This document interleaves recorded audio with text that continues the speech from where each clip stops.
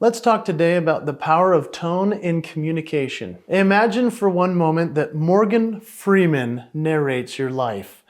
How awesome would that be? Now, it's not just in the tone of his voice that you understand something different, it's the way that you feel when he talks. All of us have something fascinating within the tone of our ability to communicate great, and it's up to us to work on that. I'm going to give you some great ideas today as a keynote speaker and as someone who uses communication for my living. These are going to help you right away to great success.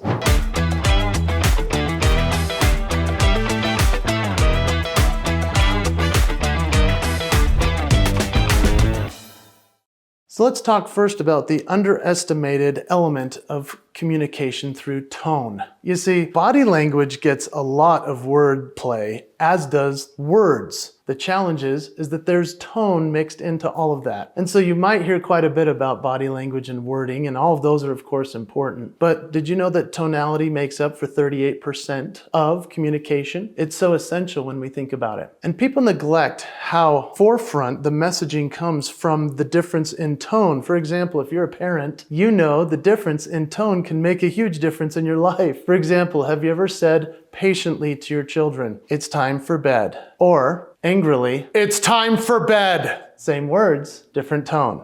Let's talk about the psychology behind tone of voice. Now, what's coming from behind the tone of the voice is something that every single person has that's built in within them. Your tone can convey confidence or sincerity or empathy or anything else you truly want it to convey. But it's what you communicate through the tone that you decide to use. So then there's emotional resonance. For example, your tone can carry certain emotional states. If you think about the different talk show hosts out there, they have different ways of communicating through their tone. If you remember a guy that was a legend of TV, his name was Johnny Carson. Now, Johnny Carson was on The Tonight Show, and he used to have this way with the audience as well as the guest, where he would listen, he was empathetic. He obviously made some funny quips, but he was very much about being patient with them and helping draw out their stories. He made them the star of the show. Conversely, there's Howard Stern. Howard Stern's whole MO with his tone is attack, prod, try to get something provocative out of the person he's interviewing. Now, the challenge with this is that a lot of his guests actually clam up. They stop talking, or sometimes they'll even walk off. There's a difference between Johnny Carson and Howard Stern. If you want to look up how that is, you should check both of them out. Let's talk about some unlikely masters of tonality. One of my favorites to reference in many videos is a guy named Winston Churchill. Yes, he led Britain through World War II, and he was a master communicator, even though he didn't start that way, but his tonality through the radio gave confidence, patience, and yet stalwart stewardship over their country. He was a master of this. And then there was somebody like Robin Williams. Do you remember Mrs. Doubtfire? Oh yeah, that voice was the perfect tonality for everybody to not only feel good about themselves, but to laugh. Oh, hello, right? Mrs. Doubtfire, the perfect voice and tonality for what he was portraying. Then there was a guy like Steve Irwin, the crocodile hunter. Do you remember the crocodile hunter? Oh, look at that butte over there. He had that voice and that energy, that excitement, that tonality that was like, oh, I think that alligator's beautiful.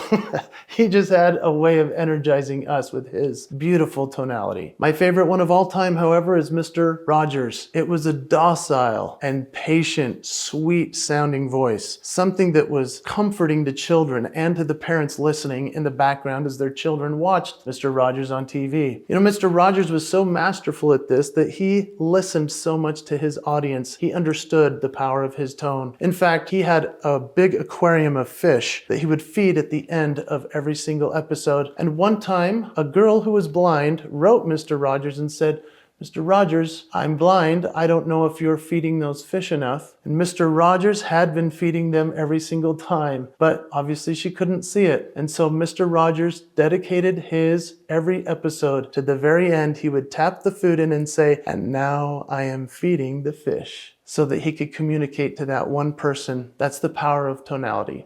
What I'd love for you to do before we go on to the next few points about the power of tone in our voice and communication, if you'll go into the comments and actually put the name of somebody whose tone you really love. Maybe it's somebody from your youth who reminds you of a Mr. Rogers, but I'd like to hear from you as to that person that you think of when you think, oh, that's such a wonderful tone. So let's talk about practical tips to improve your tone. When you think about it, there are the 3 V's: volume, variety, and velocity. When you think about volume, it's the way that you utilize your powerful voice. So you can talk at a higher, louder rate, or you can lower your volume if you want. That's also sort of within the variety tone, but variety could also be in terms of fast and slow, just as velocity. Velocity, when I think of that, that's speeding up. That's somebody who's really, have you ever been watching a YouTube video and you're like, oh man, that guy's talking way too fast? Yeah, sometimes we need to slow it down, but varying that velocity and that variety, and of course the volume, all of those things are powerful to master. I even made a video about that, which I think you'd get a kick out of if you want to check this out as well. How to improve the tone of your speaking voice. It's linked up in the description. I hope you'll check it out. What I'd really recommend is doing an exercise where you record yourself on your phone in a voice memo and listen to the different ways in which you speak. Just do 1 minute, that's it. Do something real fast, really variety and some velocity difference, and then the volume changes. It'll be amazing.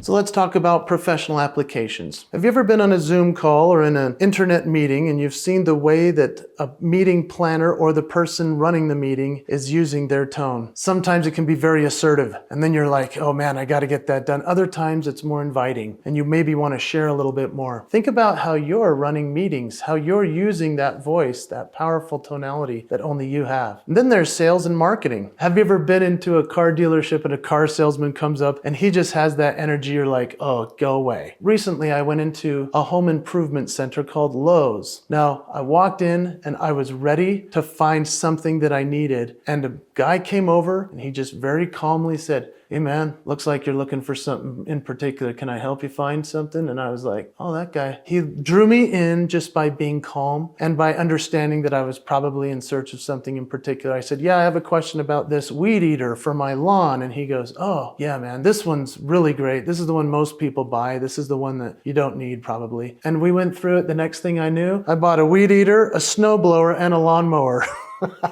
That's called good salesmanship. It's also called really great communication through the use of tone.